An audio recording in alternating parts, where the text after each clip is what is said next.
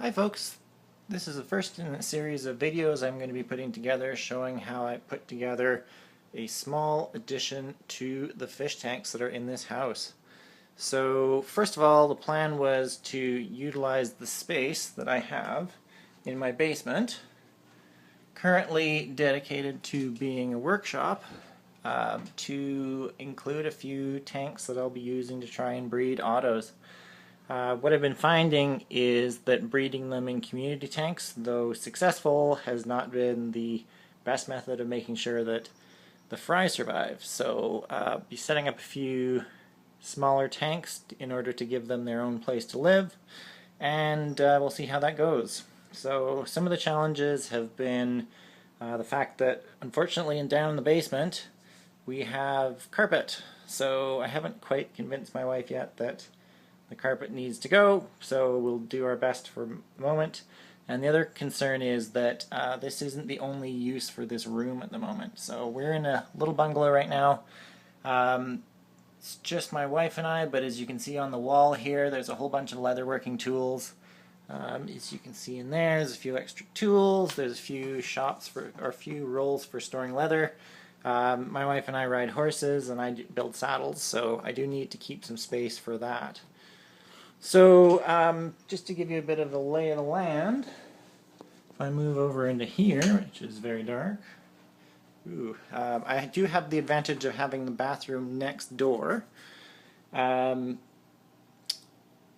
I have a large tank right above there, which I'd really like to get an auto draining system into. So my long-term goal is to take out a piece of that wall, or the drywall there, run the drain down, tie into the bathroom tub drain down there in some fashion, and also route water and drain down to that corner, and see if I can tie in an auto water change system. So the tank upstairs has got, it's a 90-gallon system with a 20 sump. It's a cat there, don't mind her.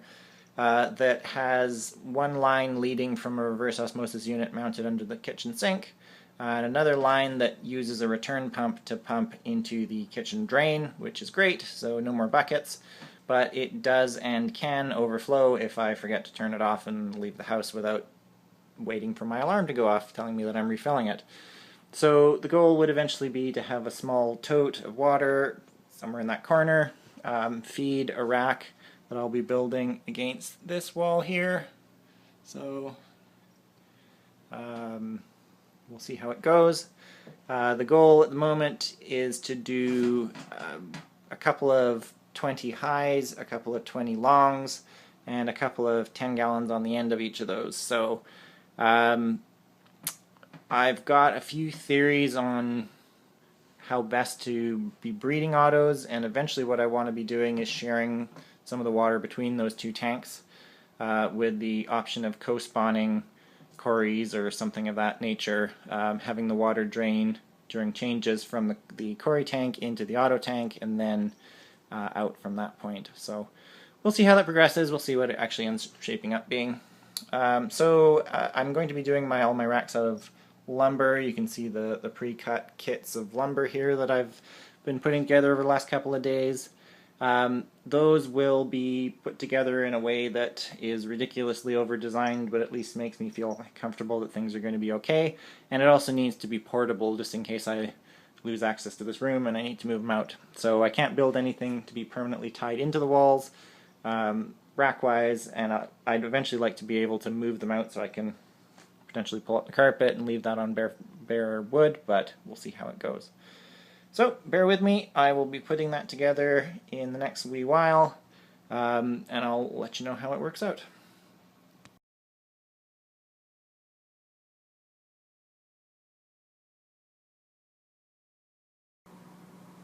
Okay, so here I've got two L-shaped sections that are ready to go. Squared them up on the table again. I've got a couple of countersunk screws, or screws that are due to be countersunk under there. Two that are ready to go there, and I'm just about ready to bring out the main tank to make sure that they all stay square to each other. I don't necessarily trust the tabletop in every fashion, but do my best to make sure everything stays as square as it can be. Now, just as a note about the lumber, I'm not using absolutely square, 100% true, really premium construction lumber. I'm just using stuff that's as straight as I can get it from the store. Understand that it will be stored indoors, and most of this is kiln dried, so the odds of it staying even as square as it was in the store when you bring it home, not very high. So do your best to make sure that if you're building in any pieces that have a little bit of curve to them, try and keep them in areas that it won't affect things too much. The other concern would be to make sure that if you're using screwed construction, don't try and put any load directly on the screws themselves. So if you're going to have any weight, like the weight of the tanks themselves shouldn't be pushing down on a joint that is going to be supported merely by the screws. The screws are just kind of a way of keeping things together while the glue sets, and while you can get other structural timbers involved. So once again, this is only one frame. It'll have a couple of joints within it, depending on which tanks are going to go on this shelf. And I will catch you after this is all put together.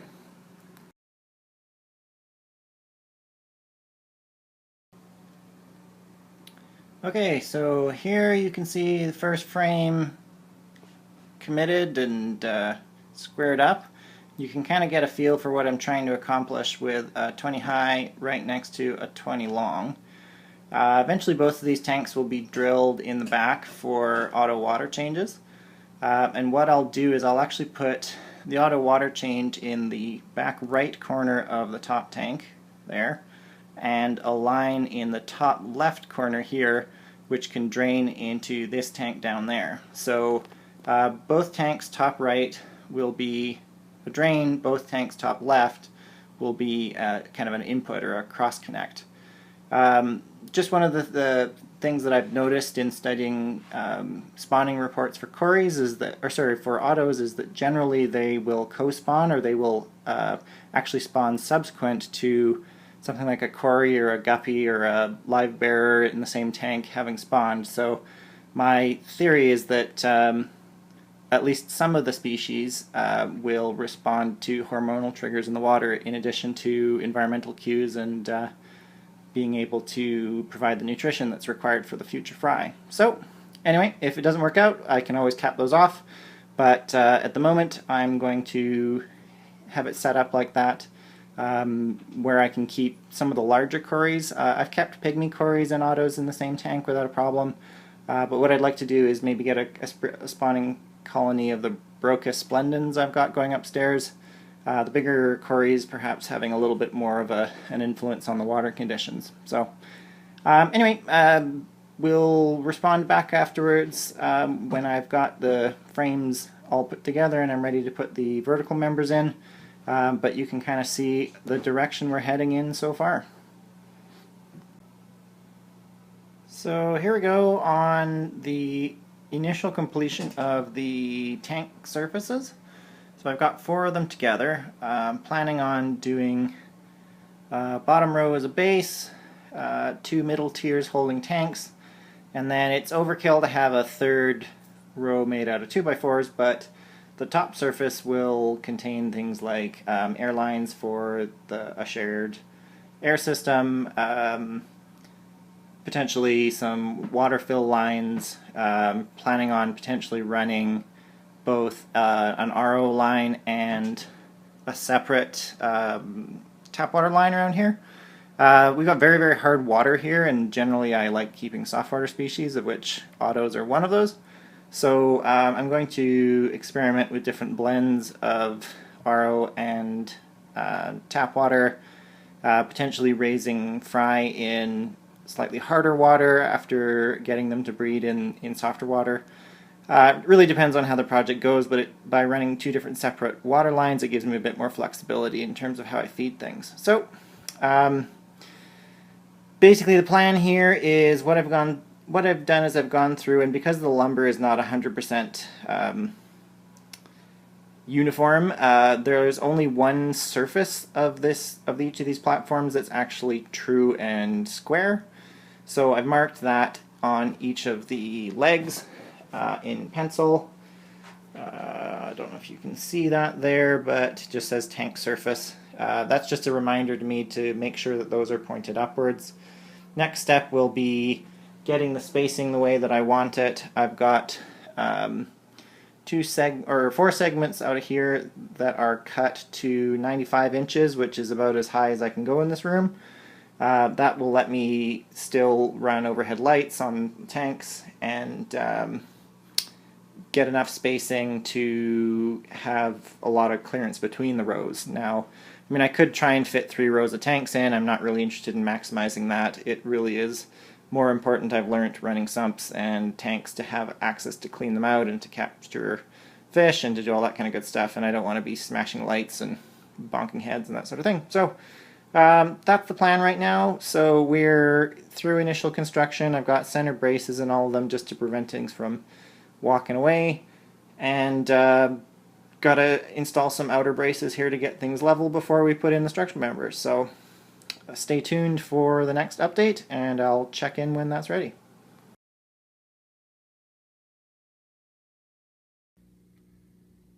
Hey folks, quick update. Unfortunately, it's been raining outside here for the last couple of days, and I haven't been able to work outside very easily.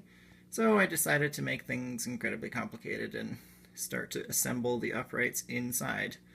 As you can see, I don't have actually a lot of room side to side, but we're doing our best with measuring 14 times using T-squares and just making sure everything stays square to each other.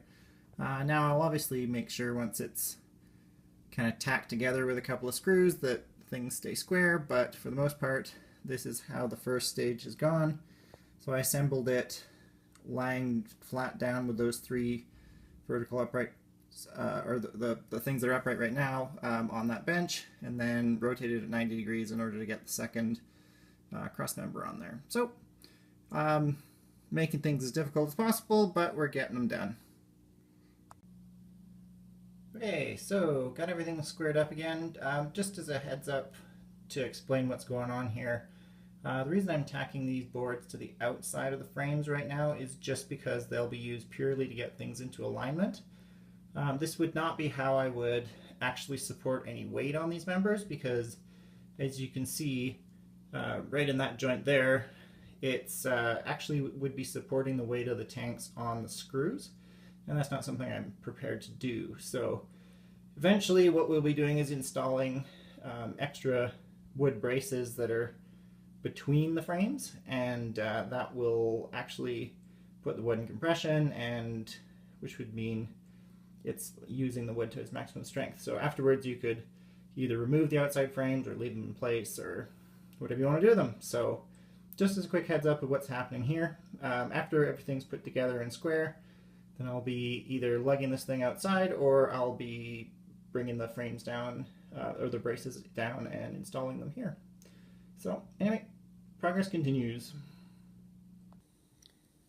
Just thought I'd throw in a quick note at this point that in case you are deciding to build things like I'm doing it, just a note on screws and fasteners and drilling holes and all that kind of good stuff.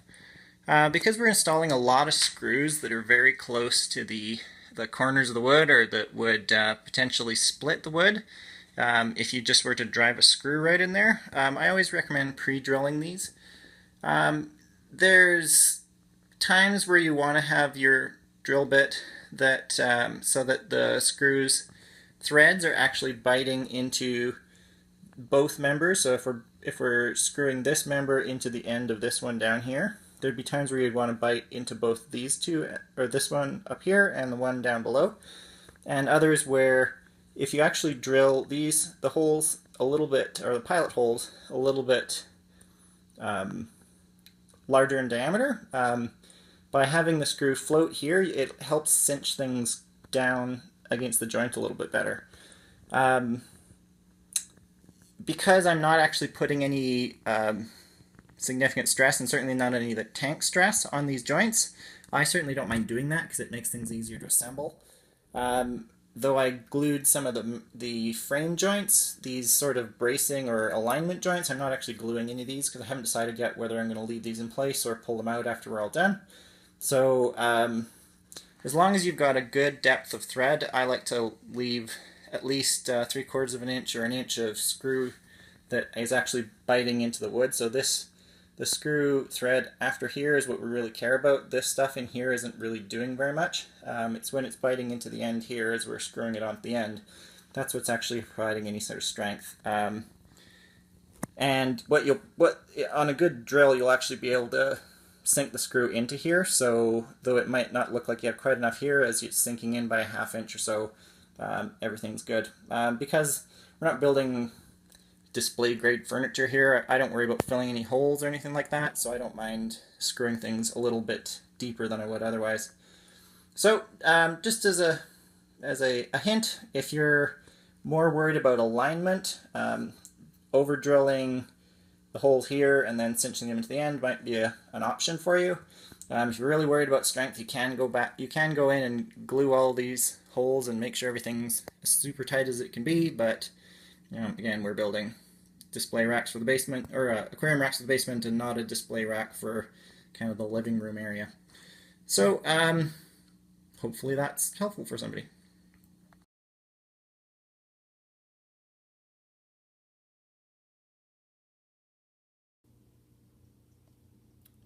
Here we are, substantially complete in terms of making sure things are all nice and square. Had to use a little bit of a step ladder to make sure things are aligned properly. And as you can see, I have one last frame to put on. The reason I didn't do that in place was my benches just aren't quite long enough, and I didn't want things getting out of whack. So again, tools of the trade are the little T-square that's hanging out in the corner there, and measuring 14 times before putting anything in. As you can see, right now I've only got single screws on each end here, tacking things in place. So now I've just got to go back and put in some extra ones to reinforce things. And then I'll put the top piece on and we should be good to turn this right side up and start reinforcing the frames. So that is the next step. Okay, so we finally got everything nice and vertical and upright. I've got this top piece tacked in place. You can see I've got some offcuts at the end there. I just have to clean up once all said and done, but I can do that at the end. And now we're starting to fit the pieces that I consider to be the main weight-bearing structures. You can see I've cut a little piece of 2x4 here that will fit between the two tank frames. That being in compression, which means it's being squeezed, for lack of a better way of putting it, will give all of the tank, the frame, the strength it needs to actually support the tank structures. So I'm building this at the moment for 20s, but who knows what the future will hold, and having a little bit extra strength certainly never hurt anyone, so other than adding a bit of weight to move these things around. So next stop is to cut 3 more of these to make sure everything's all nice and lined up, and then we can get to final assembly. So when these are actually put in place, I just wanted to point out I will be gluing these. These are important joints. Unlike the alignment timbers on the sides, those aren't quite as structurally critical. These ones are, so they'll be glued and screwed, and I'll show you how I do that a little bit later on. So stay tuned.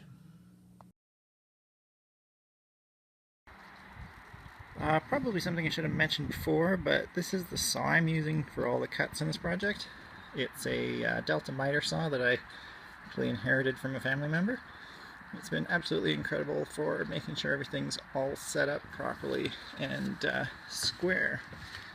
So if you've never used one of these before, first of all, obviously use hearing protection, but it's got this neat arrangement whereby you can swing this handle here, this guy here, and set it to any one of many degrees of